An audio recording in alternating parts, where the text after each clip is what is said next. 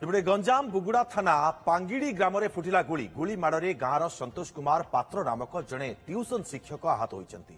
ସନ୍ତୋଷ ନିଜ ବାରଣ୍ଡାରେ ପିଲାମାନଙ୍କୁ ପଢ଼ାଉଥିବା ସମୟରେ ଜଣେ ମୁଖା ପିନ୍ଧା ବ୍ୟକ୍ତି ଆସି ଘର ଆଗରେ ଗୁଳିମାଡ଼ କରିଥିଲା। ଗୁଳିମାଡ଼ରେ ସନ୍ତୋଷଙ୍କ ଦେହରେ ଆଘାତ ଲାଗିଛି। ଘଟଣାସ୍ଥଳରୁ ଅଭିଯୁକ୍ତ ଫେରାର ହୋଇଯାଇଥିଲା। ତେବେ ଦୁର୍ବୃତ୍ତ ଦେଶୀ ବନ୍ଧୁକରୁ ଗୁଳି ଫୁଟାଇଥିବା ଅନୁମାନ କରାଯାଉଛି। ତେବେ କିଏ ଏବଂ କାହିଁକି ଗୁଳିମାଡ଼ କଲା ତାର ପ୍ରକୃତ କାରଣ ଅସ୍ପଷ୍ଟ ରହିଥିବା ବେଳେ ବୁଗୁଡା ଥାନାରେ ନେଇ ଅଭିଯୋଗ ହୋଇଛି।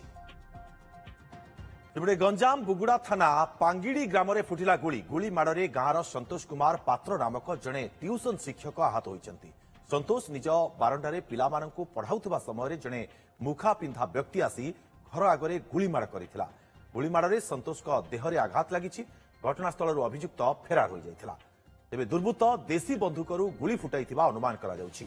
ତେବେ କିଏ ଏବଂ କାହିଁକି ଗୁଳିମାଡ଼ କଲା ତାର ପ୍ରକୃତ କାରଣ ଅସ୍ପଷ୍ଟ ରହିଥିବା ବେଳେ ବୁଗୁଡା ଥାନାରେ ନେଇ ଅଭିଯୋଗ ହୋଇଛି।